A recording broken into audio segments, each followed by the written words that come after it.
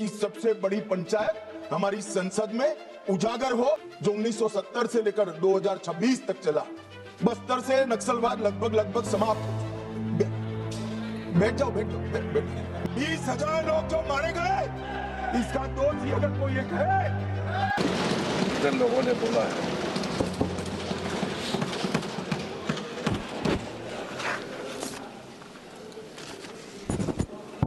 माननीय अध्यक्ष जी, सबसे पहले मैं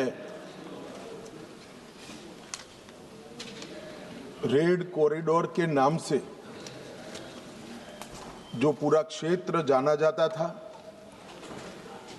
12 राज्य, 70% भूभाग और 20 करोड़ की आबादी एक क्षेत्र में रहते सभी आदिवासी भाइयों बहनों की ओर से आपका धन्यवाद करना चाहता हूं कि आपने इस चर्चा का आज यहां पर हमें परमिशन दिया है। माननीय अध्यक्ष जी, वो सालों से चाहते थे कि इनका दर्द, इनकी वेदना, इनकी परेशानी, नक्सलियों द्वारा किया गया उनको अन्याय और उनके भविष्य को अंधेरे में घेरने वाली ये पूरी व्यवस्था एक बार देश की सबसे बड़ी पंचायत हमारी संसद में उजागर हो और पूरी दुनिया उसको जाने। मगर लंबे समय तक इसको मौका नहीं दिया गया और मुझे इस बात का भी बहुत खुशी है कि देश और हम सब के लिए बहुत महत्वपूर्ण एक घटनाक्रम जो 1970 से लेकर 2026 तक चला, उस घटनाक्रम के बारे में आज संसद में चर्चा हो रही है। मान्यवर, थियोरी का जो प्रचार कर रहे थे, वो एक गलत प्रकार का नैरेटिव, एक गलत प्रकार का स्वप्न भोले भाले आदिवासियों के सामने रखा था कि हम आपके अधिकार के लिए लड़ रहे हैं, हम आपको न्याय दिलाने के लिए लड़ रहे हैं, हम आप विकास से महरूम रह गए हो इसलिए लड़ रहे हैं। मान्यवर, आज बस्तर से नक्सलवाद लगभग समाप्त हो चुका है। बस्तर के अंदर हर गांव में एक स्कूल बनाने की मुहिम चली। बस्तर के अंदर हर गांव में राशन की दुकान खोलने की मुहिम चली। हर तहसील पंचायत में पीएचसी, सीएचसी बने, इनके आधार कार्ड बने, राशन कार्ड बने, 5 किलो अनाज मिल रहा है, गैस के चूल्हे वितरित होते जा रहे हैं। मैं इतना ही पूछना चाहता हूं, नक्सलवाद की जो लोग यहां पर वकीलात कर रहे थे उनको, कि ये 70 से अब तक क्यों नहीं मिला।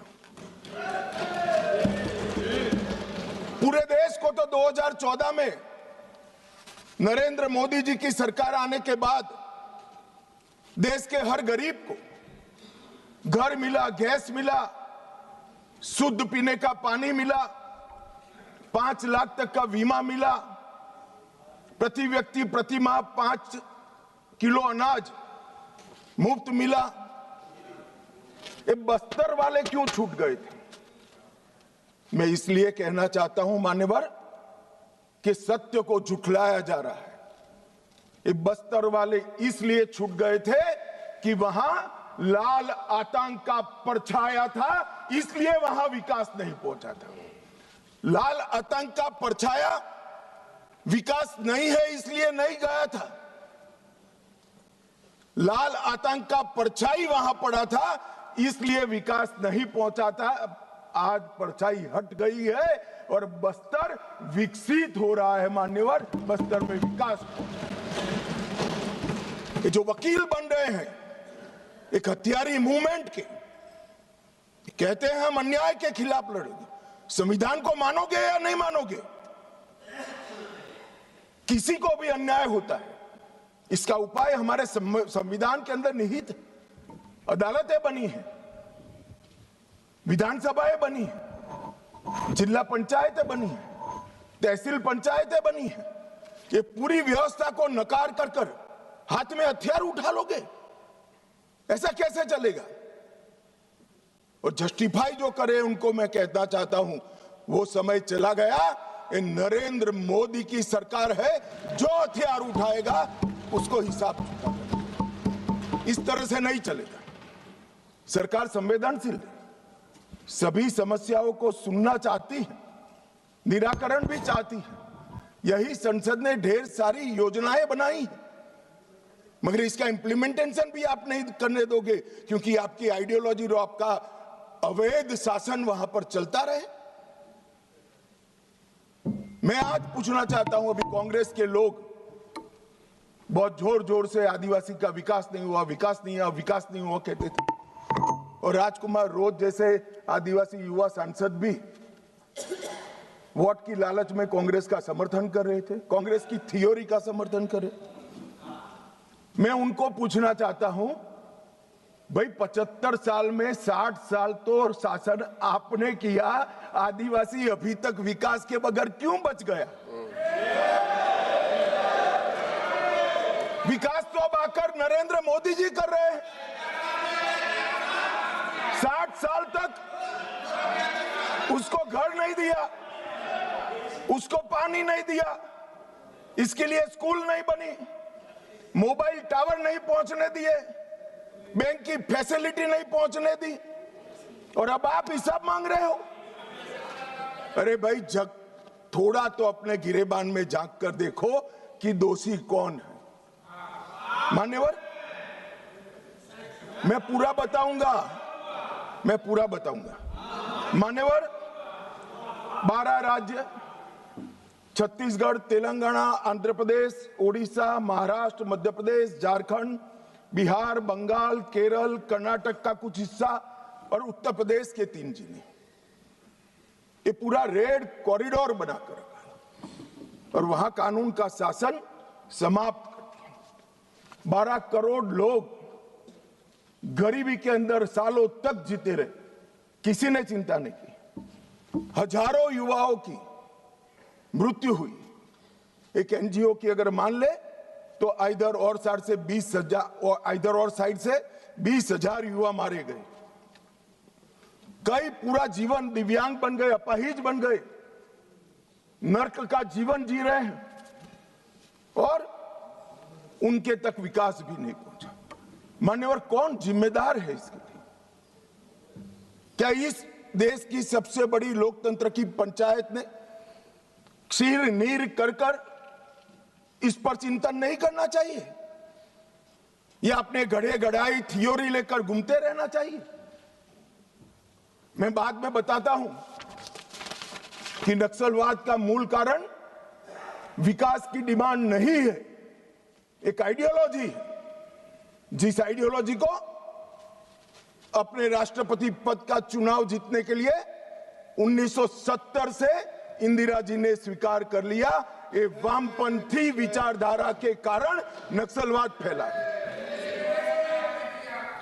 मान्यवर, प्रधानमंत्री मनमोहन सिंह जी ने पूरे देश के सामने स्वीकारा था कि कश्मीर और नॉर्थ ईस्ट की तुलना में भी देश की आंतरिक सुरक्षा की सबसे बड़ी समस्या हथियारी माओवादी, मगर कुछ नहीं हुआ।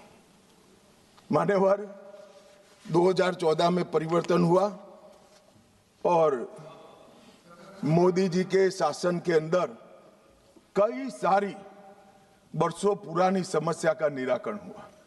धारा 370 हट गई, 35A हट गई, राम जन्मभूमि पर भव्य मंदिर बन चुका है, जीएसटी इस देश में आज वास्तविकता बनकर रहा है, सीएए का कानून आ गया है, विधायी मंडलों में मातृशक्ति को 33% आरक्षण दिया गया है।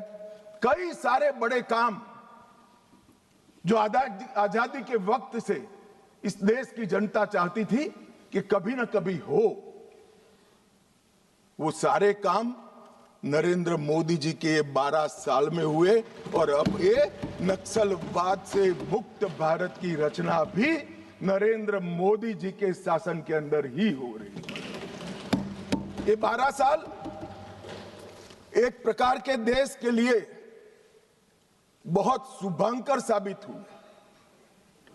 देश को गरीबी से मुक्ति दिलाने के लिए, देश के युवाओं के लिए नई शिक्षा पद्धति लाने के लिए, देश की आंतरिक और बाह्य सुरक्षा को सुनिश्चित करने के लिए, इस देश के मूलों से न जुड़ी हुई पॉलिसियों को दरकिनार करने के लिए ये 12 साल में बहुत कुछ हुआ है। मगर मैं मानता हूं, अगर कोई पॉलिटिकल साइंस का विद्यार्थी इसका रेटिंग करना चाहेगा कि ये सारी चीजों से सबसे बड़ा फायदा किस फैसले और किस सिद्धि से हुआ है, तो निसंकोच वो पॉलिटिकल साइंस का विद्यार्थी नक्सल मुक्त भारत को नंबर 1 पर रखने से जरा भी नहीं। मान्यवर, ये जो बड़ी घटना देश में आकार लेने जा रही है, उसका पूरा श्रेय, उसका पूरा यश हमारे सीएपीएफ के जवान, विशेषकर कोबरा और सीआरपीएफ के जवान, राज्य सरकारों की पुलिस, विशेषकर छत्तीसगढ़ राज्य पुलिस और डीआरजी के हमारे जवान और वहां के स्थानीय आदिवासी बासिंदों को जाता है। अगर उनका सहयोग ना होता तो दुनिया में कई रिकॉर्ड है। बड़े बड़े तानाशाह जब जनता साथ नहीं देती है तो डूम हिलाकर भागे हैं। मगर यहां पर आज वामपंथी उग्रवाद समाप्त होने जा रहा है, इसमें जनता का भी बड़ा साथ है। और आज मैं फिर से एक बार इस चर्चा की शुरुआत में जो हजारों युवा मारे गए, जो सिक्योरिटी फोर्सेस के जवान शहीद हो गए, जिन्होंने अपना सर्वस्व इस देश की आंतरिक सुरक्षा के लिए बलिदान कर दिया, वो सभी को मन पूर्वक पूरे सदन की ओर से विनम्र श्रद्धांजलि देकर उसको एक्नॉलेज करना चाहता हूं। मान्यवर, जो विचारधारा है इसका विकास से कोई लेन देन नहीं, विकास के मांग से भी कोई लेन देन नहीं। ये विचारधारा कौन सी है? क्या है माओवादी विचारधारा? इसका ध्रुव वाक्य क्या है? जब हम आजाद हुए हमने कहा सत्यमेव जयते, सत्य का हमेशा विजय होता है। इनका ध्रुव वाक्य क्या है? कि सत्ता बंदूक की नली से निकलती है। ये इनका ध्रुव वाक्य है और वहां सत्ता शब्द का बहुत महत्वपूर्ण स्थान है। ये विकास के लिए नहीं है, अपने आइडियोलॉजी के अस्तित्व के लिए है, अपने आइडियोलॉजी के विजय के लिए है और आइडियोलॉजी को भोले भाले आदिवासियों में स्प्रेड कर सत्ता हासिल करने के लिए। यहां कोई विकास की बात नहीं है। इनका लोकतंत्र पर कोई विश्वास नहीं है। यहां ढेर सारे लोग, मैं नाम देना नहीं चाहता, मैं सुन रहा था, 3 घंटे से कह रहे हैं कि अन्याय है तो अन्याय के खिलाफ लड़ रहे हैं। भाई, लड़ने का तरीका क्या है? हम अंग्रेजों के शासन में नहीं लड़ रहे हैं। कुछ लोगों ने भगत सिंह जी और बिरसा मुंडा से कंपैरिजन कर दिया। क्या हिमाकत कर रहे हैं? शहीद भगत सिंह और बिरसा मुंडा, भगवान बिरसा मुंडा जो अंग्रेजों के सामने लड़े, वो संविधान तोड़कर हाथ में हथियार लेकर निर्दोषों की हत्या करने वालों लोगों के साथ आप इसका कंपैरिजन कर रहे हैं? मान्यवर, राजनीतिक स्वार्थ से ऐसे विषयों में ऊपर उठ जाना चाहिए। यही विचारधारा कहती है दीर्घकालीन युद्ध ही हमारी विचारधारा को फैला सकता है। उनको अपनों का भी खून बहाने से कोई परहेज नहीं। और उनके आदर्श देखिए साहब, 10,000 साल के हमारे उपलब्ध इतिहास में कितने आइडियल आदर्श पुरुष, स्त्री, युवा हुए, एक बहुत बड़ा लिस्ट बन सकता है। इन्होंने तिलका मांझी को अपना आइडियल नहीं समझा, भगवान बिरसा मुंडा, भगत सिंह जी या सुभाष बाबू को अपना आइडियल नहीं समझा। इन्होंने आदर्श किसको कहा? माओ को कहा। चीन का ये आदर्श तय करने में भी फॉरेन से इंपोर्ट करते हैं। मान्यवर, बस्तर का सिलेक्शन क्यों हुआ? एक कार्यक्रम था भारत मंडपम में, बस्तर क्षेत्र से जो अच्छी शिक्षा दीक्षा प्राप्त करे थे, ऐसे युवाओं के साथ मेरा इंटरेक्शन था। तो मेरे नाश्ते के टेबल पर एक बच्ची बैठी थी। उसने कहा कि साहब, आप बता सकते हैं कि माओवादियों ने, नक्सलाइटों ने हमारे बस्तर को ही क्यों चुना? मान्यवर, इस विषय को मैं जरा डिटेल बताना चाहता हूं। हम सब जानते हैं कि सन 47 में जब हम आजाद हुए, संसाधन बहुत कम थे। एक लंबी गुलामी के कालखंड को समाप्त कर कर हम आजाद हुए थे। देश के अंदर विकास का नामो निशान नहीं था। दशकों तक, लगभग 2 सदी तक इस देश को गुलामी में लूटा गया। जब नया राज्य बना तो राज्य की पहुंच कुछ क्षेत्रों में सीमित रह गई थी ही नहीं, बढ़ानी थी। ये तो समय जाते जाते बढ़ेगी। और मान्यवर, क्योंकि संसाधन कम थे, रेवेन्यू कम थी, तो विकास भी परकोलेट होते होते हर क्षेत्र में एक साथ नहीं पहुंचता है। अगर रोड बनाना है तो पूरे देश के एक साथ नहीं होते। अगर बिजली पहुंचानी है तो पूरे देश में एक साथ नहीं पहुंच सकती। तो दूर दराज के क्षेत्रों तक स्टेट की पहुंच की कैपेसिटी सीमित, वहां पर विकास नहीं पहुंचा था। राज्य का इकबाल, स्टेट का इकबाल वहां बुलंद नहीं हुआ था। अब ये कह रहे कि अत्याचार के खिलाफ, भाई अगर स्टेट पहुंचा ही नहीं था, सुनियोजित भेदभाव का वातावरण ही नहीं था, तो वहां अत्याचार कैसे हो गए? मान्यवर, एक कहानी गढ़ी जा रही है। सच्चाई ये है कि इन्होंने पूरे रेड कॉरिडोर को इसलिए चुना था क्योंकि वहां स्टेट की पहुंच कम थी। इसलिए भोले भाले आदिवासियों को बरगलाकर इनके हाथ में हथियारें पकड़ाई। मैं कुछ दृश्य बाद में आपको बताऊंगा। मुझे एक बात समझ में नहीं आई। 15 अगस्त 1947 के पहले इस देश का ट्राइबल बिरसा मुंडा, तिलका मांझी, रानी दुर्गावती, मुर्मू बंधुओं को हीरो मानकर चलता था। वो आदिवासी 47 से 70 आते आते माओ को अपना हीरो मानने लगा। ये परिवर्तन क्यों हुआ? मान्यवर, ये परिवर्तन विकास और अन्याय के कारण नहीं हुआ, क्योंकि कठिन भूगोल के कारण और स्टेट की अनुपस्थिति के कारण अपनी विचारधारा को फैलाने के लिए वामपंथियों ने क्षेत्र को चुना और भोले भाले आदिवासियों को उन्होंने बरगलाना चालू किया, अपनी विचारधारा का अनुयायी बनाया। और थोड़ा आगे बढ़ने के बाद उनको लगा यहां तो अच्छा काम हो सकता है भाई, मगर ये पढ़ लिख जाएंगे तो हमारे साथ नहीं रहेंगे। स्कूलें जला दी, इनके बैंक अकाउंट खुल जाएंगे तो हमारे साथ नहीं रहेंगे। बैंकें जला दी, दवाखाने जला दिए और फिर कहे यहां विकास नहीं पहुंचा है। विकास को तो वामपंथी उग्रवादियों ने वो क्षेत्र में सालों तक नहीं पहुंचने दिया, जो अब नरेंद्र मोदी के शासन में वहां पहुंच रहा है, घर घर जा रहा है।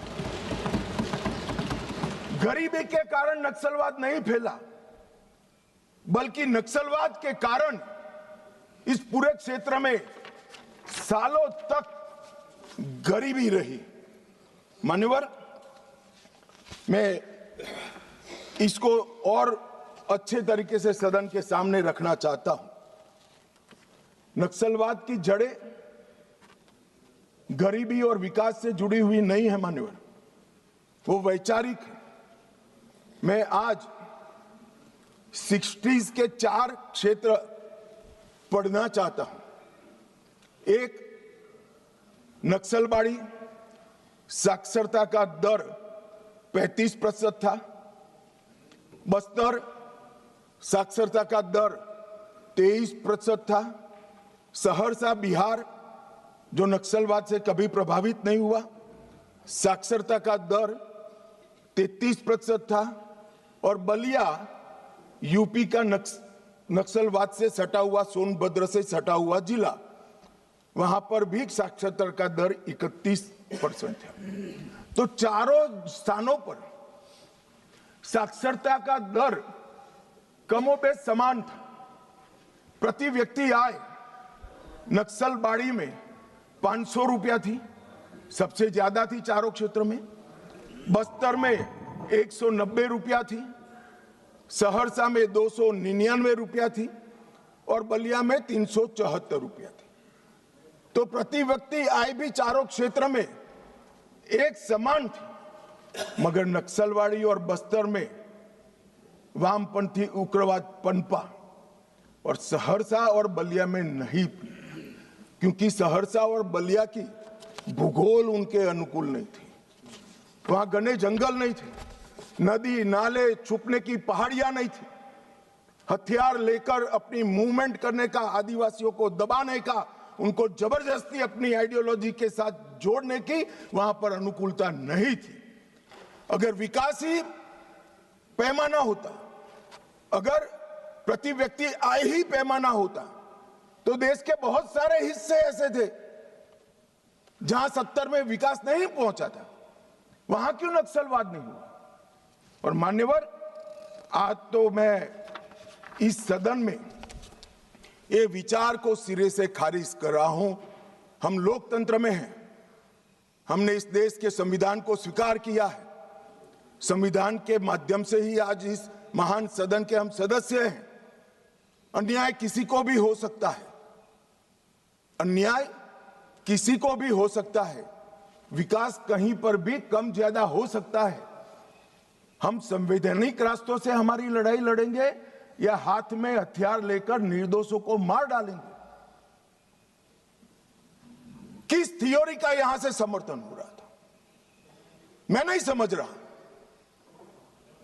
अगर आप धमकाना चाहते हैं कि ये होगा तो ये भी हथियार उठाएंगे, ये होगा तो ये भी हथियार उठाएंगे, ये डरने वाली सरकार नहीं है मान्यवर, सबके साथ न्याय करने वाली सरकार।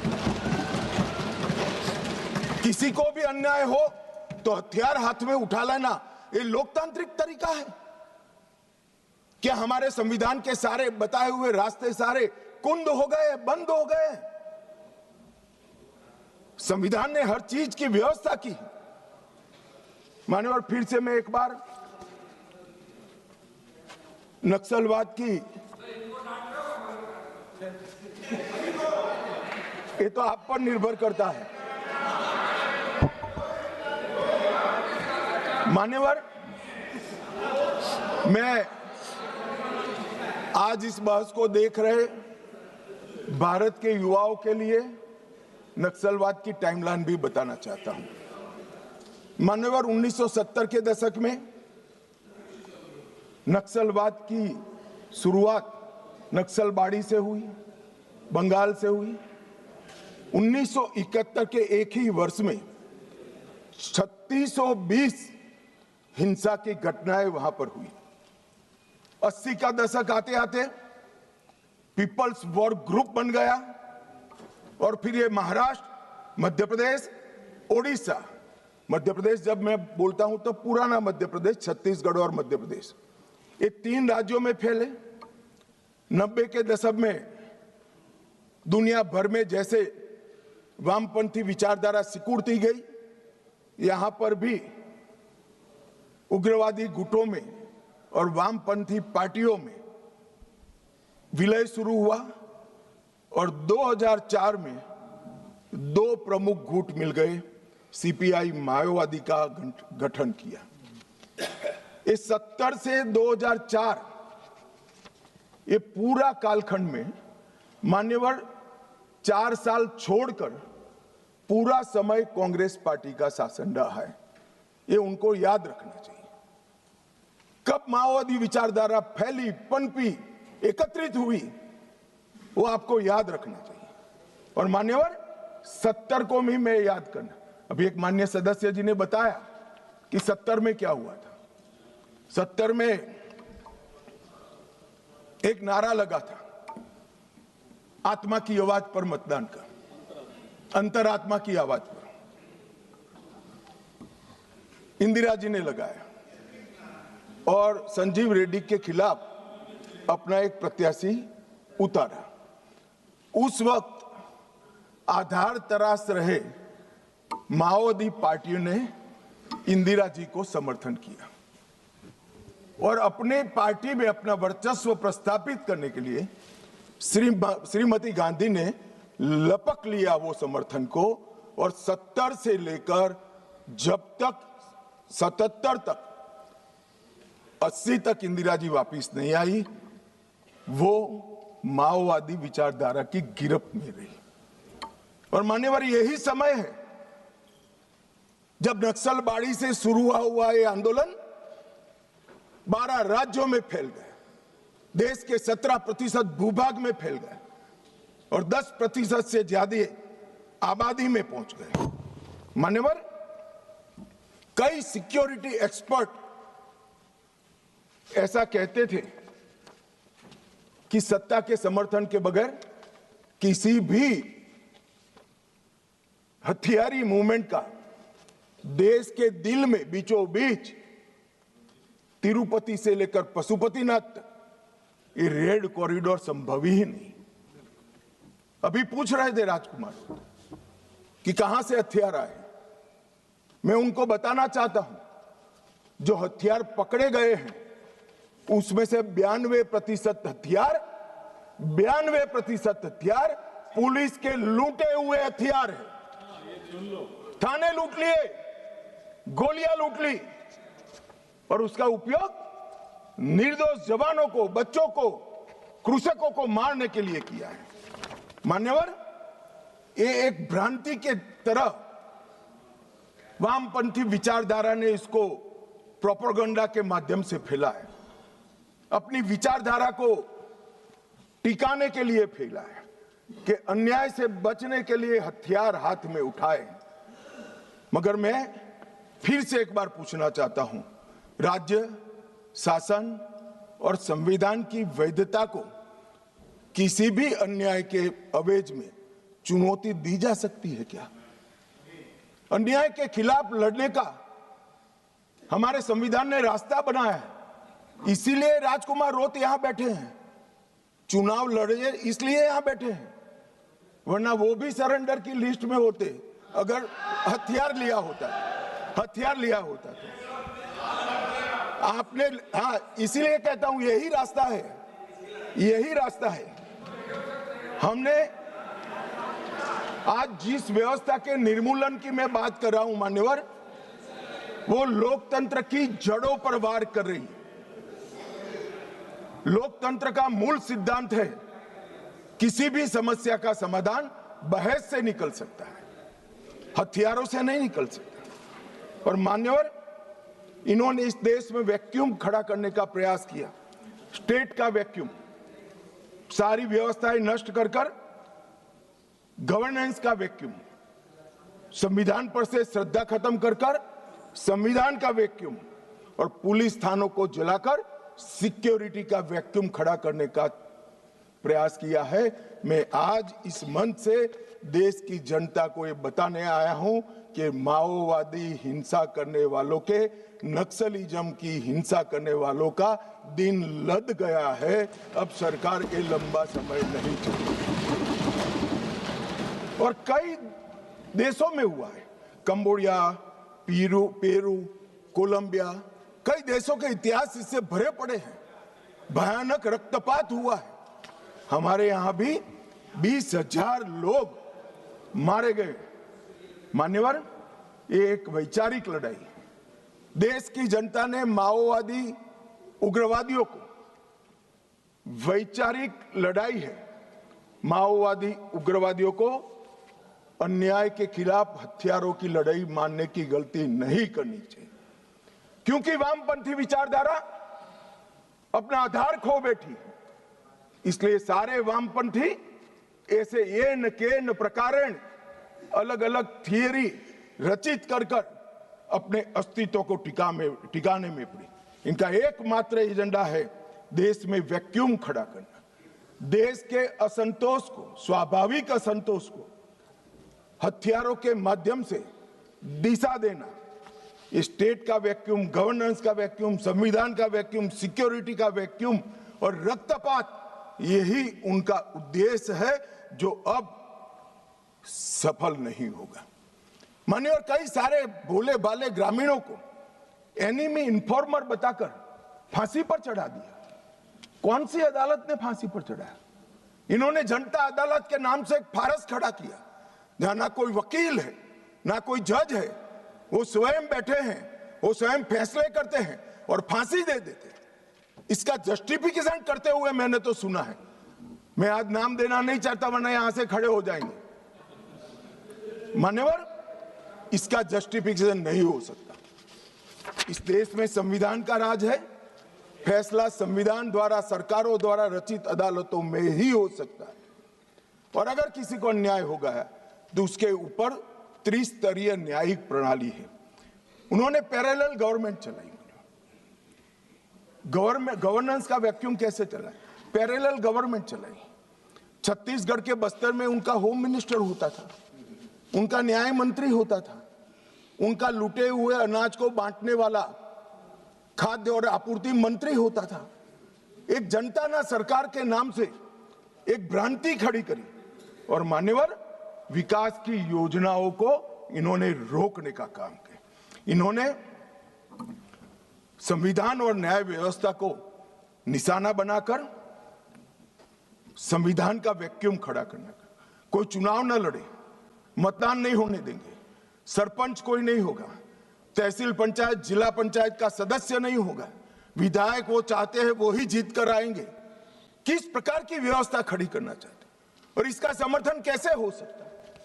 अब कह रहे बातचीत करो, जो कह रहे उनको मैं बताना चाहता हूं, मैं 50 बार कह चुका हूं सार्वजनिक मंचों पर, बस्तर में जाकर, बस्तर के हर तहसील में जाकर कह चुका हूं, हथियार डाल दीजिए, सरकार आपके पूरे पुनर्वसन की व्यवस्था करेगी, मगर हथियार नहीं डालेंगे।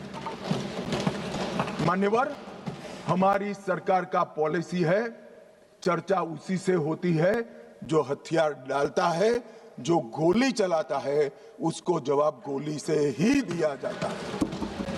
ये हमारी सरकार का पॉलिसी, हथियार डाल दो। मैं आगे बताता हूं कितने लोगों ने डाल दिए और अब पुनर्वसन कर रहे हैं। और मान्यवर, इसका नतीजा यह आया कि 70 से 26 तक यहां ये चलता रहा। कई ऐसे हमले हुए, जहानाबाद का हमला, 1000 आर्म्स नक्सलियों ने सीआरपीएफ के कैंप को और जेल को कब्जे कर अजय कानू समेत 389 कैदियों को मुक्त कराकर ले गए। आंध्र ओडिशा सीमा पर दर्जनों स्कूलों और इंफ्रास्ट्रक्चर की सुनियोजित विनाश किया। हर ठेके में 20% का जनता ना टैक्स डालते रहे। मान्यवर, 70 ट्रकों में झारखंड में एक साथ आग लगा दी, 11 बोगियों में मालगाड़ी में एक साथ आग लगा दी और वार्षिक वसूली उनकी जनता ना टैक्स की, इनके ही सेक्रेटरी का जो कंप्यूटर मिला है, इसके हवाले से कह रहा हूं, 240 करोड़ रुपया थी। मान्यवर, 240 करोड़ रुपया। और इसको कैसे जस्टिफाई कर सकते, किस तरह से जस्टिफाई करते? मान्यवर, मैं आज ये नक्सलवाद मूल कहां से आया परंतु हमारे देश के लिए वो किसी भी प्रकार से ऐसी स्थिति ही नहीं थी कि जहां इस प्रकार के साम्यवादी विचारधारा, लेफ्टिस्ट विचारधारा का पनपना हो पाए। मान्यवर, मैं 1905 से 1924 रूस में साम्यवादियों ने क्रांति करी। 1914 के युद्ध में रूस की आर्थिक हालत बहुत बिगड़ गई और वहां पर भूख, महंगाई, अव्यवस्था, और 1905 में खूनी रविवार की घटना ने जनता का विश्वास शासन के प्रति तोड़ दिया और उसने 17 की क्रांति की नींव तैयार की। और मान्यवर, मजबूर होकर निकोलस द्वितीय ने गादी छोड़ दी। वहां पर एक वैक्यूम खड़ा हुआ और वैक्यूम को भरने के लिए वहां पर लेनिन की अध्यक्षता में साम्यवादी सरकार आई। इसी तरह से चीन में एक अव्यवस्था खड़ी हुई। करोड़ों किसानों गरीबी और भूखमरी से जीवन जी रहे थे और 1921 में कम्युनिस्ट चीनी पार्टी की स्थापना हुई। माओ उनके नेता बने। कम्युनिस्टों और कुओमिंटांग के बीच में, जो वहां के सो कॉल्ड राष्ट्रवादी थे, राजा के वफादार थे, इनके बीच में युद्ध हुआ और 34-35 में एक लॉन्ग मार्च हुई और मान्यवर, एक पीपल्स रिपब्लिक ऑफ चाइना की स्थापना 1939 में हुई। अब ये 1939 और 1925 वो दो महत्वपूर्ण घटनाएं हैं। इसका हमारे देश में क्या असर हुआ है समझिए साहब। जैसे ही रसिया में साम्यवादियों की सरकार का गठन हुआ, यहां पर 1925 में सीपीआई की स्थापना हुई, कम्युनिस्ट पार्टी ऑफ इंडिया। अब ये जो समर्थक है उनको मैं पूछना चाहता हूं, रसिया में कम्युनिस्टों की सरकार बनी, उसी वक्त यहां सीपीआई बना, सीपीआई की स्थापना हुई, इसके बीच में कोई रिलेशनशिप है क्या? ये सोचने की बात है। रसिया की सरकार ने स्पॉन्सर कर दुनिया भर में कम्युनिस्ट पार्टी की रचना की। इसका एक हिस्सा हमारे यहां बना हुआ है। अब जिस पार्टी की नींव ही किसी दूसरे देश की प्रेरणा से गई है, वो हमारे देश का भला कैसे सोचेंगे? इन्होंने तो अंग्रेजों का भी समर्थन किया था। 1964 में कम्युनिस्ट पार्टी मार्क्सिस्ट बनी। यह भी समझने जैसा है कि सीपीआईएम क्यों बना। मान्यवर, 64 में 1969 में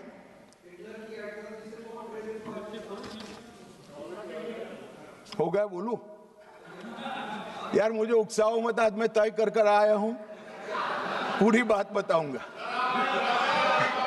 मान्यवर, 1964 में सीपीआईएम बना। यह भी समझना पड़ेगा कि सीपीआई थी, फिर सीपीआईएम क्यों बनी।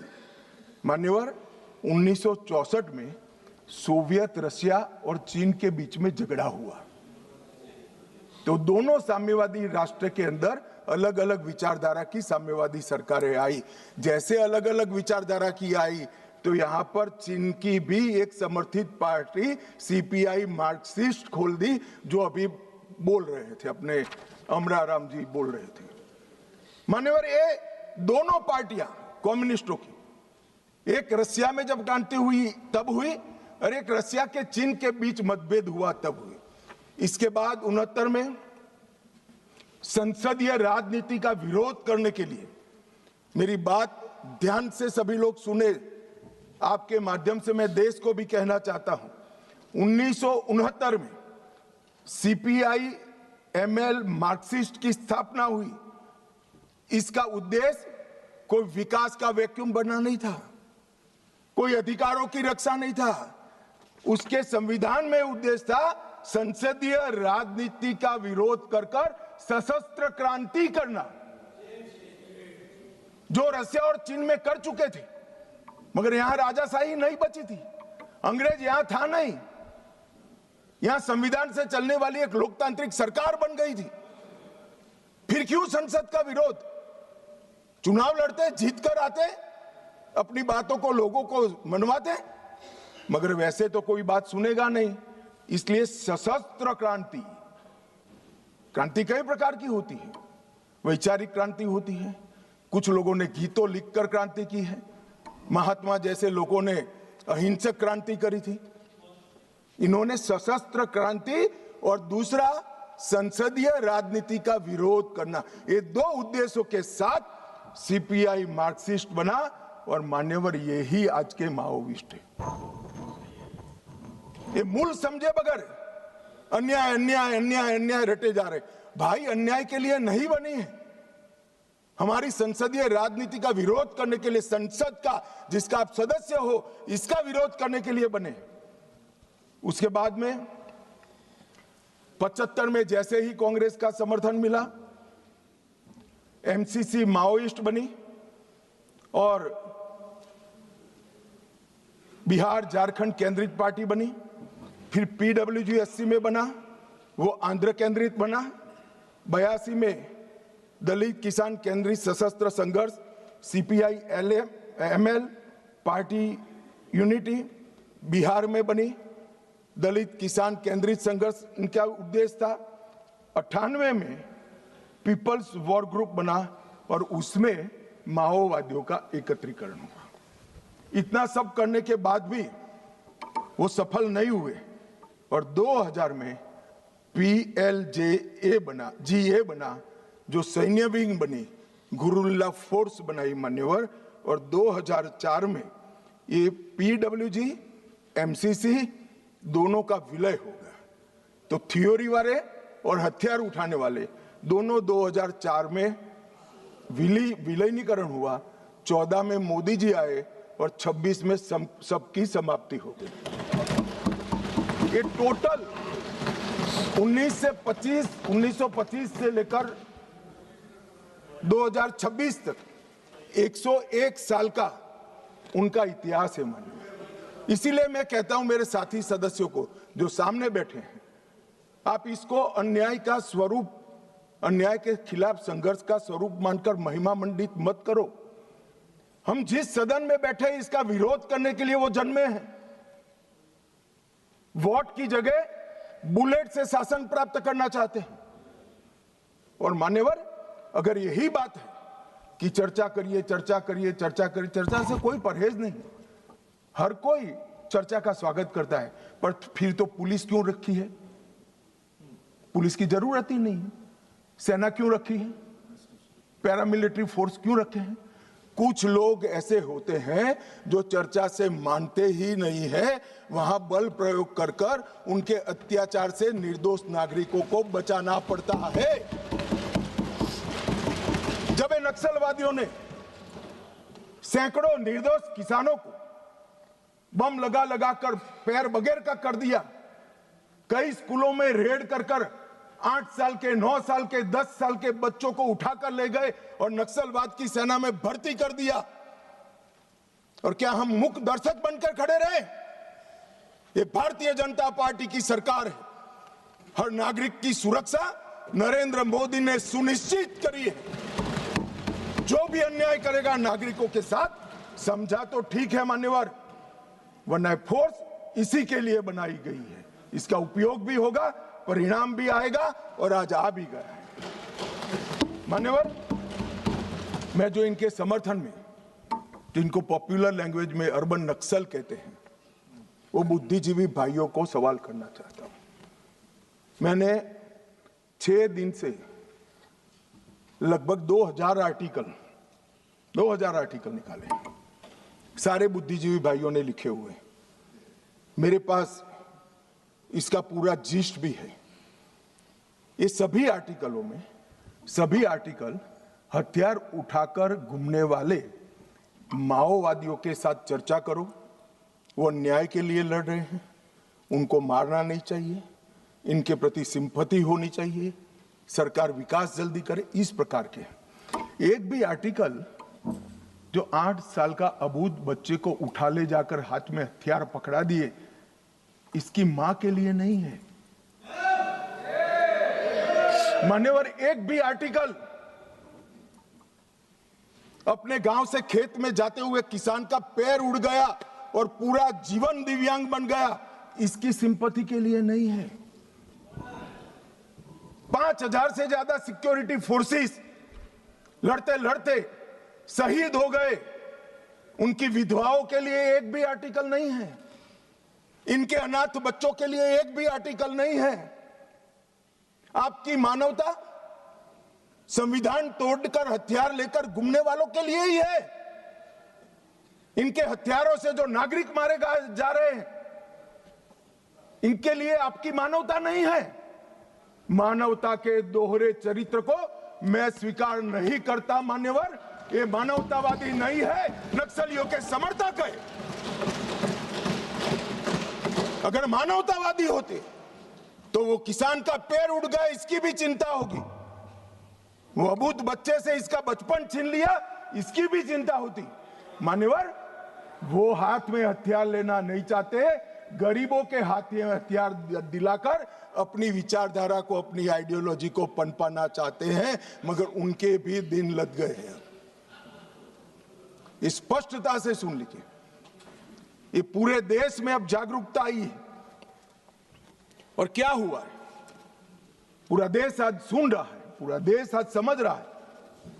मान्यवर, मैं आज एक और बात बता दूं, किसी सदस्य ने जिक्र किया सलवा जुड़म का, और कांग्रेस के नेता और सारे लोग, मैं नाम देना नहीं चाहता वरना फिर से खड़े हो जाएंगे। मान्यवर, सलवा जुड़म का जजमेंट जो है इसका पक्ष लेते हैं।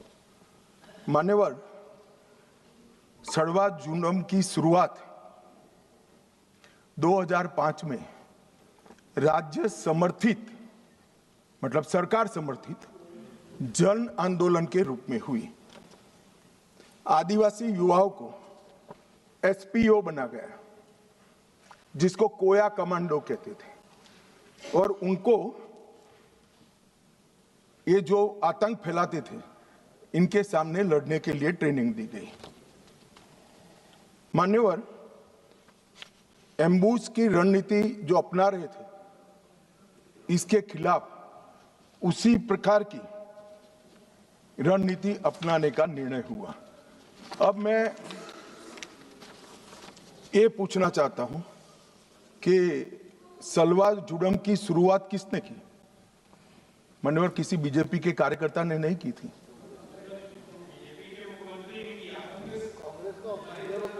श्रीमान कर्मा ने किया था, जिनको नक्सलियों ने मौत के घाट उतार दिया, और वो कांग्रेस के नेता थे। मान्यवर, 5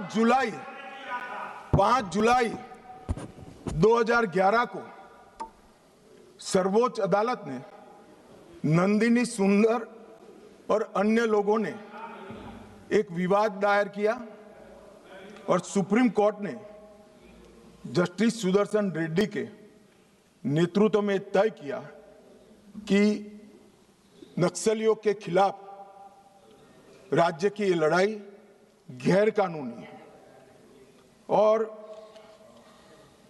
तुरंत ही इनको हथियार वापस लेने का ऑर्डर कर दिया। परिणाम क्या हुआ मान्यवर? उनके हथियार वापस लिए गए, नक्सलियों के हाथ में हथियार थे, इन्होंने चुन चुन कर सलवा जुड़म में जुड़े हुए लोगों को मार दिया मान्यवर। और वही सुदर्शन रेड्डी विपक्ष का उपराष्ट्रपति पद के प्रत्याशी बने मान्यवर। कांग्रेस पार्टी जो कह रही ना हमारा क्या लेन देन है, ये लेन देन है। जो देश की कानून और व्यवस्था में मानता है वो सुदर्शन रेड्डी को कभी अपना प्रत्याशी नहीं बनाना चाहिए। मान्यवर, हमारे यहां न्यायतंत्र की व्यवस्था है, जो जज बनता है उसको तटस्थ माना जाता रहे, ये हमारे न्यायतंत्र की आत्मा है। मगर कोई व्यक्ति जज बनकर अपनी व्यक्तिगत आइडियोलॉजी का उपयोग कर संवैधानिक कपड़े पहनाकर अपनी आइडियोलॉजी को ऑर्डर में कन्वर्ट कर हजारों बेगुनाह आदिवासियों की जान जाए ऐसा फैसला देता है, तो मैं इस जजमेंट की घोर निंदा करता हूं। और मैं उन लोगों की भी निंदा करता हूं जिन्होंने उनको वोट दिए, प्रत्याशी बनाए। मान्यवर, आइडियोलॉजी जनता के भले के ऊपर नहीं हो सकती।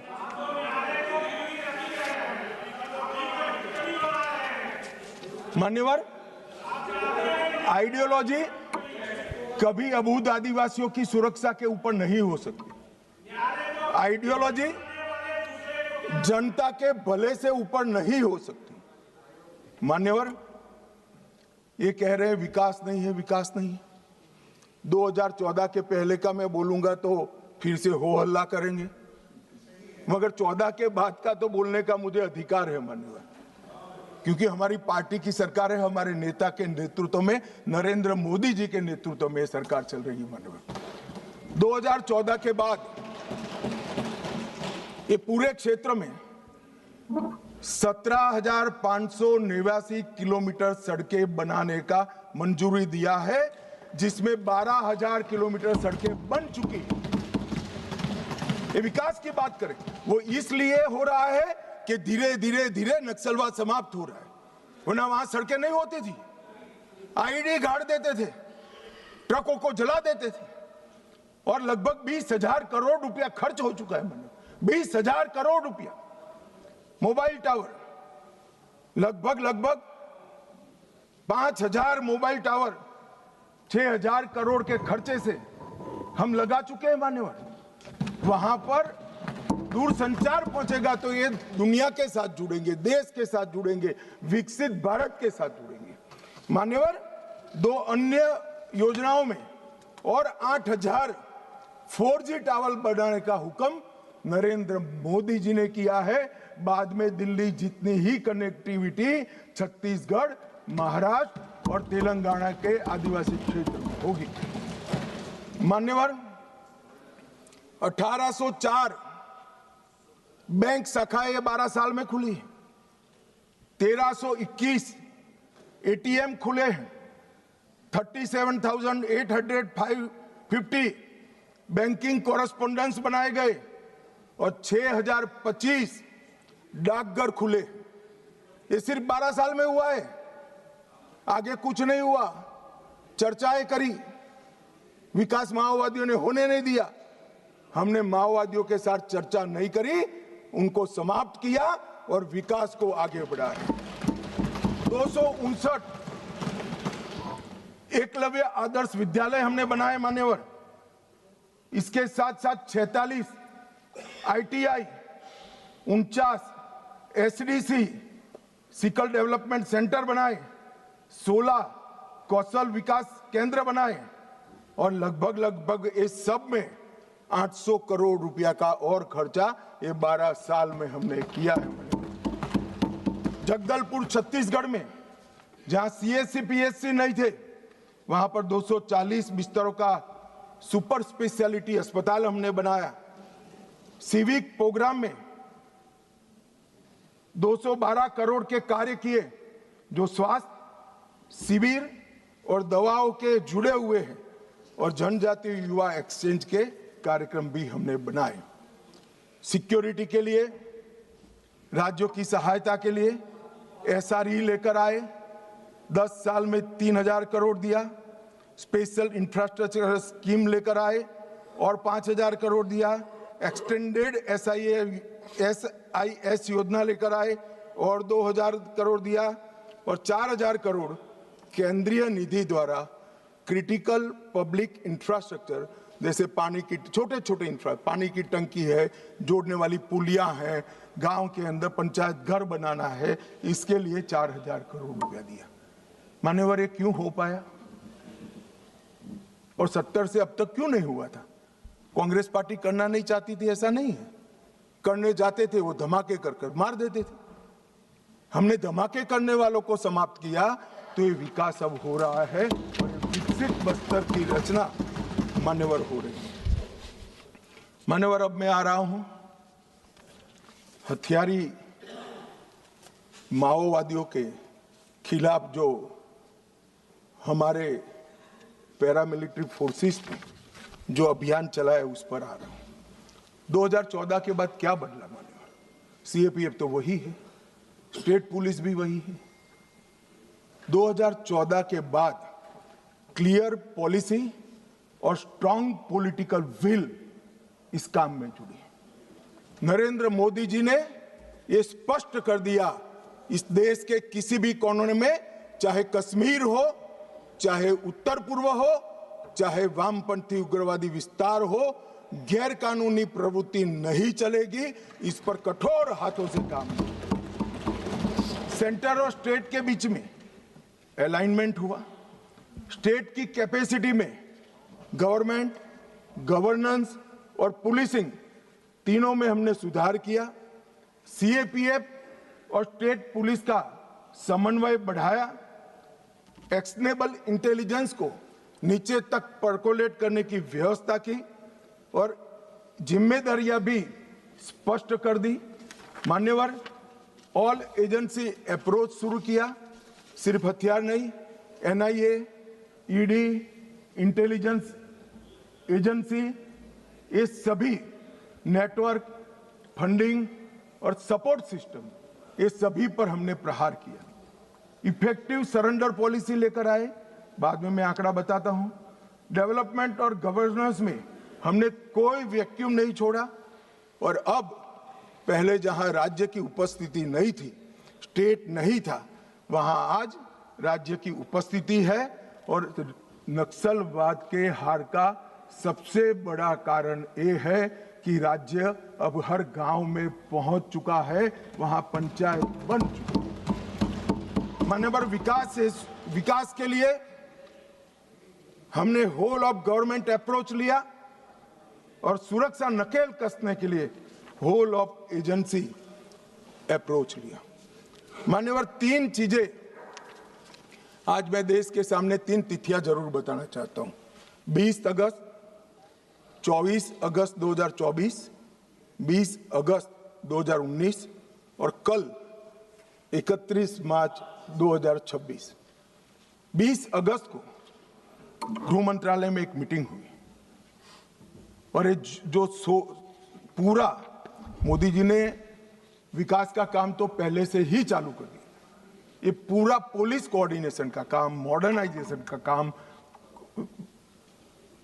रिटायर्ड नक्सलियों को पुलिस फोर्स में लेने का काम, इनके कोऑर्डिनेशन का काम, खुफिया एजेंसी के साथ, ये सब 20 अगस्त को डिजाइन करेंगे। तो फिर इतनी देर क्यों लगी? बैठ जाओ, मैं बताता हूं पैसा का भी। मान्यवर, देर क्यों लगी? क्योंकि बीच में छत्तीसगढ़ में कांग्रेस की सरकार थी। मैं आज रिकॉर्ड पर ये कहना चाहता हूं, बिहार 24 के पहले नक्सल मुक्त हो चुका था। महाराष्ट्र एक तहसील छोड़कर 24 के पहले नक्सल मुक्त हो। ओडिशा 24 के पहले नक्सल मुक्त हो चुका था। झारखंड एक जिला छोड़कर 24 के पहले नक्सल मुक्त हो चुका था। सिर्फ छत्तीसगढ़ नहीं हुआ था क्योंकि वहां कांग्रेस की सरकार थी। मुझे कहने में कोई संकोच नहीं है, क्योंकि सत्य बोलते हुए कहीं पर कोई भी स्थान का विचार नहीं करना चाहिए। सत्य बोलने के लिए ही होता है। छत्तीसगढ़ कांग्रेस की सरकार ने नक्सलवादियों को बचा कर रखा था। और मान्यवर, यहां दूसरी तारीख आती है 24 अगस्त 2024। 2024 की शुरुआत में हाँ, एलिगेशन ही है, एलिगेशन है, हाँ एलिगेशन, समर्थन करना है। एक मान्यवर, मैं किसी व्यक्ति के सामने नहीं कर रहा हूं, मुझे रूल्स न समझाएं। और व्यक्ति के सामने करना है तो भूपेश बागल को पूछो, प्रूफ रजू करूं क्या यहां पर? हाँ बोले तो बोलो, वरना फंस जाओगे। मान्यवर, जनवरी 2024 में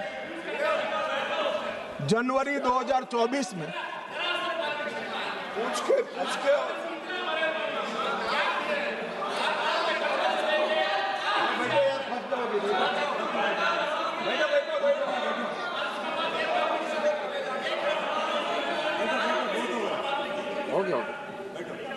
मान्यवर, 2024 में छत्तीसगढ़ में सरकार बदली उसके दूसरे ही महीने मैं वहां गया था। भाजपा की सरकार ने पूरा समर्थन का भरोसा दिया, साझा रणनीति बनी और 24 अगस्त 2024 को मैंने घोषित किया था कि 21 मार्च 2026 को ये नक्सलवाद पूरे देश से हम समाप्त करें। और उसके बाद जो हुआ वो मैं बताना चाहता हूं। मान्यवर, सुरक्षा घेरे में हमने बढ़ोतरी करी। मोदी जी के 11 साल में 596 फोर्टिफाइड पुलिस स्टेशन बने। नक्सल प्रभावित जिले जो 14 में 126 थे, आज सिर्फ 2 बचे। मोस्ट इफेक्टेड जिले 2014 में 35 थे, आज 0 है। नक्सल घटनाएं दर्ज करने वाले पुलिस स्टेशन जो 350 थे, आज 7 है। कैंप पिछले 6 साल में 406 नए सीएपीएफ के कैंप बनाए, 68 नाइट लैंडिंग हेलीपैड बनाए, 400 बुलेट प्रूफ ब्लास्ट प्रूफ गाड़ियां हमारे जवानों को दी गई, 5 अस्पताल हमारे जवानों के लिए बनाए गए और कम्युनिकेशन की सारी व्यवस्था चुस्त दुरुस्त कर दी गई। मान्यवर, परिणाम क्या हुआ? यहां बहुत सारे सांसदों ने कहा कि मारना नहीं चाहिए, वार्ता करनी चाहिए। मैं आंकड़े उनके लिए पढ़ रहा हूं। 24, 25 और 26 इसका संयुक्त आंकड़ा मान्यवर में पढ़ता हूं। मारे गए नक्सली 3 साल के अंदर 26 के अब तक मार्च तक 706 नक्सली मुठभेड़ में मारे गए। गिरफ्तार कितने हुए मान्यवर? 2218 गिरफ्तार हुए। उनको पकड़कर हमने जेलों में डाला है, अदालतों की शरण में ले गए और आत्मसमर्पण कितना किया? 4839 लोगों ने आत्मसमर्पण किया। और आप हमें संवाद की बात कर रहे हो? 4839 सरेंडर हुए हैं, 2218 जेल में गए हैं और सिर्फ 706 जो सरेंडर होने नहीं देते थे, इनको बैन में रखा था, उनको पुलिस ने मुठभेड़ में मार गिराया। और मैं कहता हूं शासन का यही अप्रोच होना चाहिए। जो वार्ता करना चाहता है उसके साथ वार्ता करनी चाहिए और जो हमारे जवानों पर, किसानों पर, आदिवासियों पर, बच्चों पर गोली चलाता है उसका जवाब गोली से देना चाहिए। यही शासन का रूल होता है, यही शासन का नियम होता है। मान्यवर, हमने संवाद, सुरक्षा और समन्वय तीनों का उपयोग किया है। नवीनतम टेक्नोलॉजी का उपयोग कर रहे हैं, सटीक निगरानी और ढेर सारे टेलीफोन बिलों का विश्लेषण करा है। Location tracking system, mobile phone की गतिविधियां, scientific call logs, social media analysis, forensic और तकनीकी संस्थानों की सहायता लेकर ये पूरे अभियान का हमारे गृह मंत्रालय ने नेतृत्व किया है। ड्रोन सर्वेलेंस, सैटेलाइट का उपयोग, इमेजिंग टेक्नोलॉजी और आर्टिफिशियल इंटेलिजेंस आधारित डेटा एनालिसिस से ये सफलता मान्यवर प्राप्त हुई है। मान्यवर, कई ऐसे अभियान भी चले जिसने बड़े बड़े क्षेत्र क्लियर कर दिए। अगर मैं नहीं बोलता हूं तो हमारे जवानों के लिए अन्याय हो जाएगा। ऑपरेशन ऑक्टोपस 2022 में चला, बूढ़ा पहाड़ क्षेत्र में बिहार में चला। Operation double would Gumla, Lohardaga और लातेहार जिलों में चला। 8 से 25 फरवरी तीनों जिले नक्सलवाद से मुक्त हो गए। 2022 में चला। ऑपरेशन थंडरस्टॉर्म झारखंड के सरायकेला, पश्चिमी सिंहभूम और खूंटी जिले में 1 से 3 सितंबर 22 में चला। ऑपरेशन भीमबंद मुंगेर जिले के जून व जुलाई 22 में चला। ऑपरेशन चक्रबांधा बिहार के गया और औरंगाबाद जिलों में 22 में चला और ये सारे एरिया मान्यवर इससे मुक्त हो गए। मान्यवर, एक ऑपरेशन की ओर मैं विशेष ध्यान दिलाना चाहता हूं सदन का। ऑपरेशन ब्लैक फॉरेस्ट तेलंगाना और छत्तीसगढ़ की सीमा में 50 किलोमीटर लंबी और 37 किलोमीटर चौड़ी एक पहाड़ी है। ये पहाड़ी पर इन्होंने अपना एक परमानेंट कैंप बनाया था। 5 साल लड़ सके, इतना असला, इतने हथियार, सोलार से वहां लाइट की व्यवस्थाएं, ढेर सारी आईडी बनाने की फैक्ट्रियां और 5 साल का अनाज वहां पर भरा था। 400 से 500 कैडर वहां पर एकत्रित थे। और मान्यवर, मैं आज बड़े संवेदनशीलता के साथ कहना चाहता हूं कि बहुत गर्मी थी मान्यवर। 45 डिग्री टेम्परेचर पहाड़ पर था। पत्थर 10 बजते बजते गर्म हो जाता था। शरीर में से 2 लीटर 3 लीटर पसीना बह जाता था। हम जवान को पीने के लिए रेशनिंग में 300 ग्राम पानी देते थे। जवानों ने उफ नहीं करी मान्यवर। 21 दिन तक ऑपरेशन चला। 30 से ज्यादा माओवादी मारे गए। बाकी सारे नीचे उतरते ही पुलिस के साथ मुठभेड़ों में मारे गए या सरेंडर किए। और ये पूरा असला हमने जब्त कर लिया। इसी ने महाराष्ट्र, छत्तीसगढ़ मतलब बस्तर और तेलंगाना में माओवादी आंदोलन का अंत किया। मैं आज भी बड़ी विनम्रता के साथ और बड़े भाव के साथ सीए बोलता हूं। सुनिए ना, आगे सुनिए ना। वही मान्यवर, बड़ी विनम्रता के साथ और बड़ी संवेदनशीलता के साथ कोबरा, सीआरपीएफ, डीआरजी और छत्तीसगढ़ पुलिस को मन पूर्वक इस सदन में सैल्यूट करना चाहता हूं मान्यवर। इन्होंने अमानवीय धैर्य का उपयोग कर इनके किले को तोड़ा है।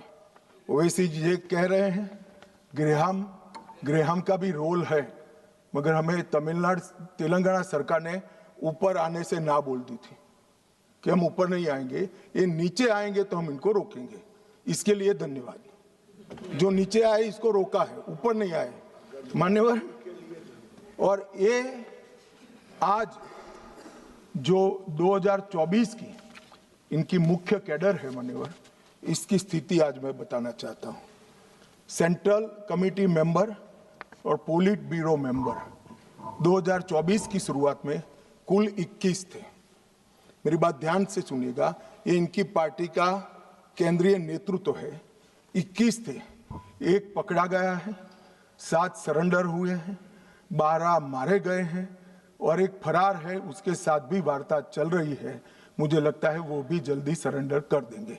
तो 21 के 21 सेंट्रल कमिटी मेंबर और पोलिट ब्यूरो मेंबर समाप्त हो चुके हैं और केंद्रीय व्यवस्था उनकी टूट चुकी। दंडकार्य में 27 स्टेट कमिटी थी, 27 की स्टेट कमिटी थी। 3 अरेस्ट हुए, 20 सरेंडर हुए, 11 मारे गए और 2 से बातचीत चालू हुई है। वो भी 37 के 37 लोग दंडकारण्य जो उनकी मुख्य स्टेट कमेटी थी वो समाप्त हो चुकी। Madhya Pradesh, Maharashtra, Chhattisgarh MMC state committee 3 surrender कर गए, 3 की ही बची थी।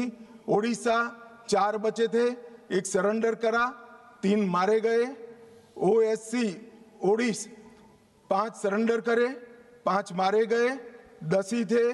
डिस्टर्ब रीजन ब्यूरो अरेस्ट 1 हुआ, 3 मारे गए, 1 फरार है। खाली मान्यवर 1 ही फरार है, तो 6 के 6 हो गए। और तेलंगाना में 6 सरेंडर हो गए, 3 मारे गए, 1 भी नहीं बचा है। तो उनकी पोलिट ब्यूरो मेंबर और सीएमसी ये पूरा समाप्त हो चुका है। और हमने लक्ष्य किया था कि 31 मार्च को नक्सल मुक्त करेंगे। मैं पूरी व्यवस्था होने के बाद देश को भी सूचित करूंगा, मगर मैं ऐसा बोल सकता हूं, धड़ल्ले से बोल सकता हूं कि हम नक्सल मुक्त हो गए हैं। ऐसा कहने में कोई तकलीफ नहीं। मान्यवर, बसवराजू इनके महासचिव न्यूट्रलाइज हुए। हिडमा जिन्होंने 27 लोगों को मारा था, 28 वर्ष से एक्टिव थे। बसवराजू जी 49 वर्ष से एक्टिव थे। विवेक 40 वर्ष से एक्टिव था, न्यूट्रलाइज हुआ। गजरल्ला रवि 11 वर्ष से एक्टिव थे, न्यूट्रलाइज हुए। कदारी सत्यनारायण रेड्डी 46 वर्ष से एक्टिव थे, न्यूट्रलाइज हुए।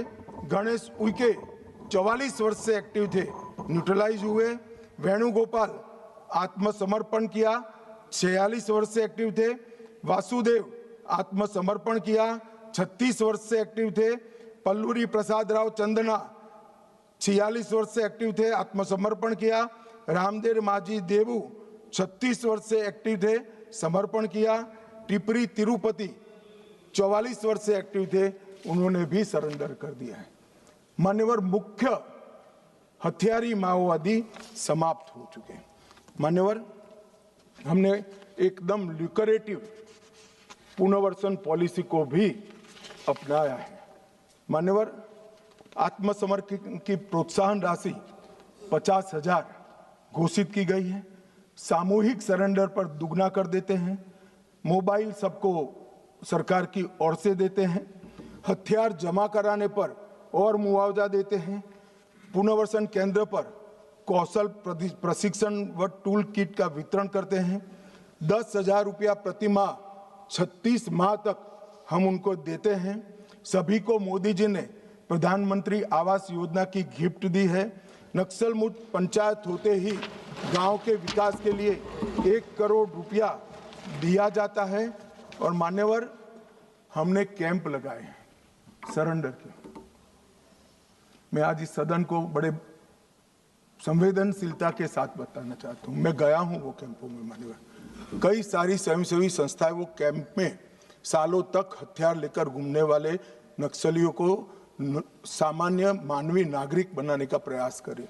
वहां जाते हैं साहब, आंख में आंसू हो जाए ऐसे दृश्य खड़े होते हैं। किसी नक्सली बच्ची को नेल पॉलिश देते हैं तो लगाते लगाते रो पड़ती है। इसके ट्यूटर उसको पूछते हैं, क्यों रो रही हो? कि पहली बार मैंने जीवन में नेल पॉलिश लगाया है, 7 साल की थी, ये मुझे उठा ले गए, तब से पैंट शर्ट और बूट में घूम रही हूं, मैंने जीवन को कभी देखा नहीं। मान्यवर, लिपस्टिक लगाते लगाते वो रो पड़ते, मेहंदी हाथ में लगती है, उनकी खुशी का कोई ठिकाना नहीं रहता। वहां पर बस्तर में मान्यवर साप्ताहिक बाजार लगते हैं, उनके माँ बाप को मिलने के लिए ले जाते हैं। खुद तो माँ बाप के आशीर्वाद लेते हैं और नए जीवन की आशीर्वाद मांगते हैं। कुछ लोग माँ बाप को पीटने लगते हैं, क्यों दे दिया हमने नक्सलियों को, हमारा जीवन बर्बाद कर दिया। 25-25, 30-30 साल तक न पढ़े न लिखे, निरक्षर रहे, खाना नहीं मिला, पशुओं की तरह दौड़ते रहे, ना रात देखा ना दिन देखा, पूरा जीवन इनका तबाह हो गया। और जिसको भी ये नक्सलवादी हिंसा अन्याय का सामना लगती है, मेरे सबसे करबद्ध निवेदन है, एक कैंप में जाकर 2 रात बिताइए, आपको मालूम पड़ेगा ये नक्सलवादियों ने क्या किया। और यहां बैठकर फैशनेबल तरीके से इनका पक्ष लेना, कि इनकी सुनो, इनसे चर्चा करो, बहुत सरल है किसी के पास जवाब? ये 15,000 बच्चों का जीवन बर्बाद कर दिए, कौन जिम्मेदार है किसी के पास जवाब? क्या सारे बुद्धिजीवी अर्बन नक्सल जाकर देखिए कैंप में आपने क्या किया है। आप तो इसी चैम्बर में बैठकर कोर्ट के प्रोटेक्शन के अंदर आर्टिकल लिखते रहते हैं, वहां जीवन के जीवन उजड़ गए हैं और किसी को परवाह नहीं है। अपने आप को ह्यूमन राइट का चैंपियन मानते हैं। मैं पूछना चाहता हूं, 32 साल की आयु तक मेहंदी न लगाने वाली बच्ची के ह्यूमन राइट का कौन चिंता करेगा? मान्यवर, उसकी चिंता नरेंद्र मोदी करेंगे और कोई। इनका अधिकार जो छीन लिया है, इसका हिसाब कभी न कभी देना पड़ेगा। मैं तो जन्म से हिंदू हूं मान्यवर, कर्मों में मानता हूं। जिन्होंने भी शब्द से भी प्रचिन्न समर्थन नक्सलाइटियों का किया है, वो सब इस पाप के इतने ही भागीदार है जितना बंदूक लेकर घूमे। मान्यवर, इनकी नौकरी और रोजगार के लिए हमने ढेर सारे प्रयास किए हैं। मान्यवर, कौशल केंद्र बनाए हैं, 12वां इनके बच्चों के लिए 12वीं तक की मुफ्त शिक्षा करी है। महिलाओं को 2 लाख का और पुरुषों को 5 लाख का ऋण की व्यवस्था है। वहाँ बस्तर ओलंपिक और बस्तर पंडुम, इसके माध्यम से संस्कृति और खेल का हम बढ़ावा कर रहे हैं। और वहाँ पर अब 1,20,000 कलाकारों ने बस्तर पंडुम में भागीदारी ली और 5,50,000 आदिवासी खेल खेले।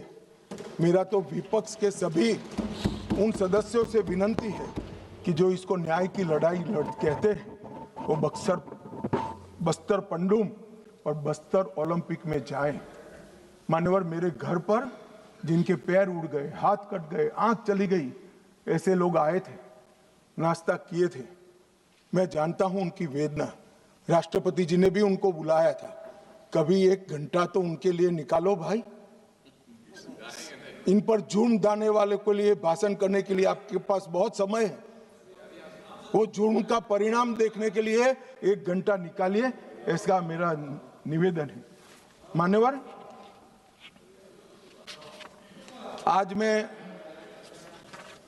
यहां पर अंत में 2070 से नक्सली आतंक क्यों चला, इसके तय में भी जाना चाहता हूं।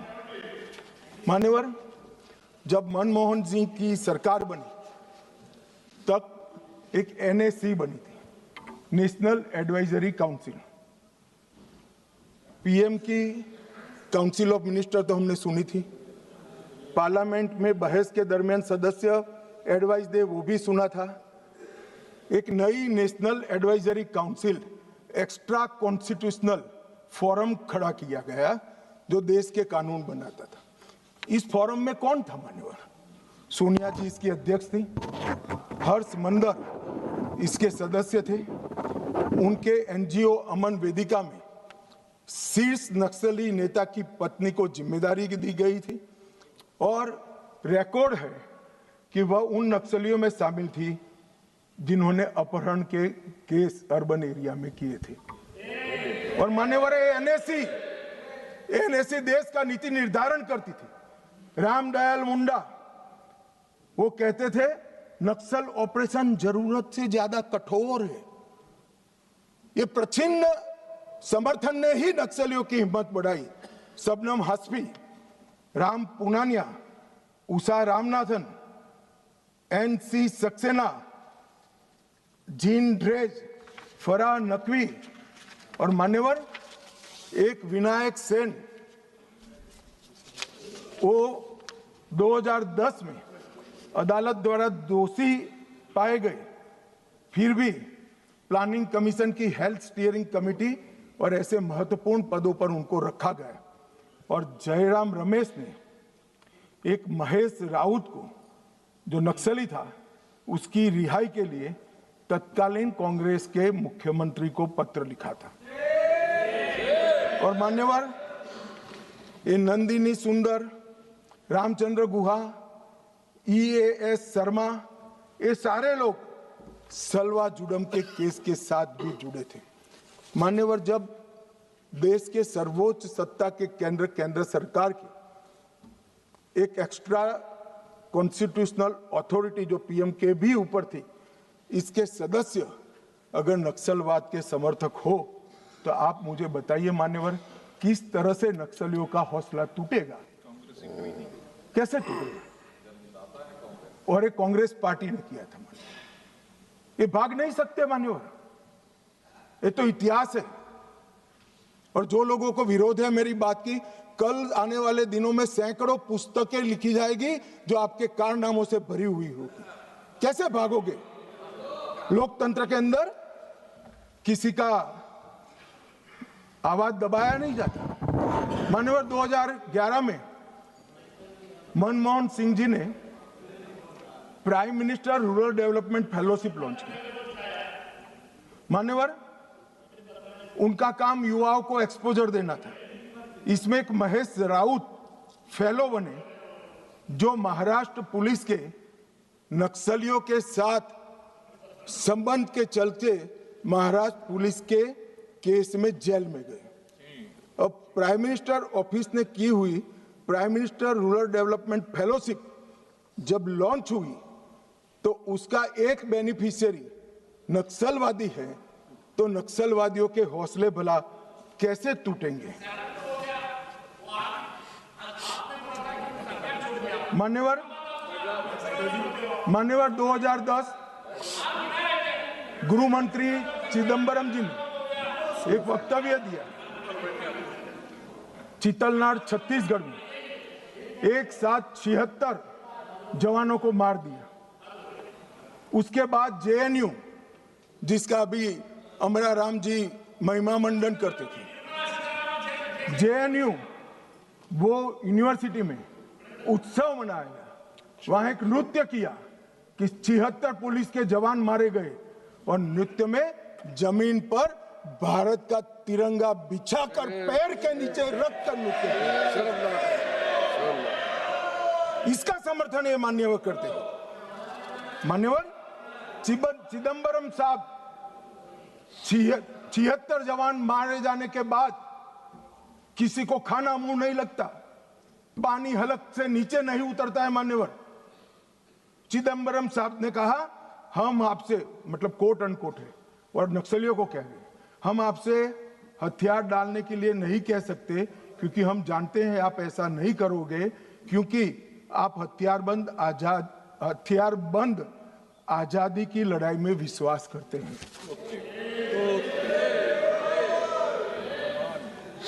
मान्यवर किस प्रकार से देश चला है,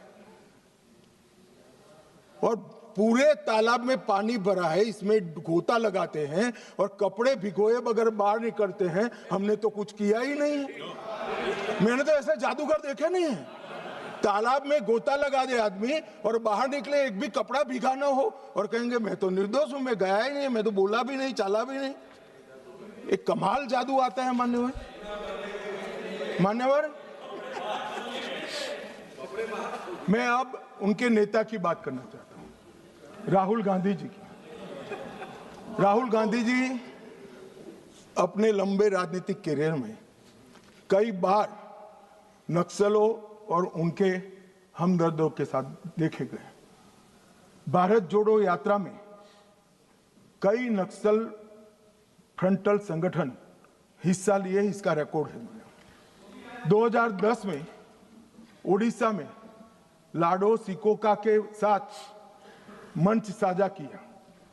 सिकोका ने उसी मंच से भड़काऊ भाषण दिया और राहुल गांधी को माला भी पहनाई।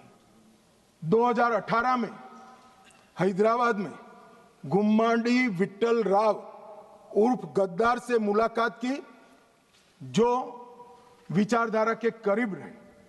मई 25 कोऑर्डिनेशन कमेटी ऑफ पीस, मान्यवर 2025 कोऑर्डिनेशन कमेटी ऑफ पीस, इसके साथ मुलाकात की। मान्यवर आज हिडमा जब मारा गया, मान्यवर 172 जवानों को मारने वाला हिडमा जब मारा गया, इंडिया गेट पर नारे लगे, कितने हिडमा मारोगे, हर घर से निकल लेंगे हिडमा। ये वीडियो को राहुल गांधी ने स्वयं ट्वीट किया है। कैसे बच सकते हैं?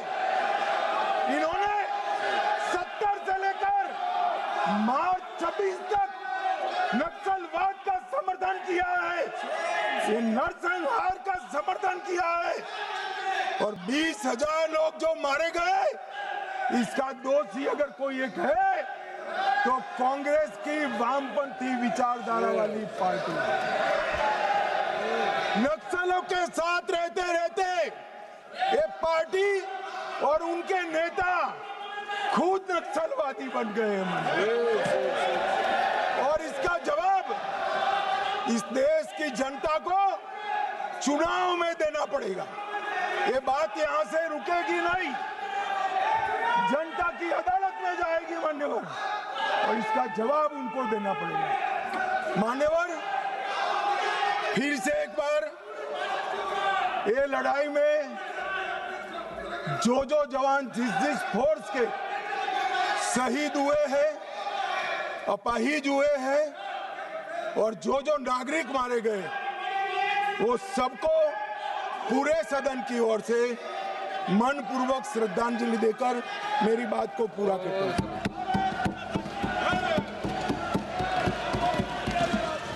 सभा की कार्रवाई दिनांक 1 अप्रैल 2026 को प्राप्त 11 बजे तक के लिए स्थगित की जाती है।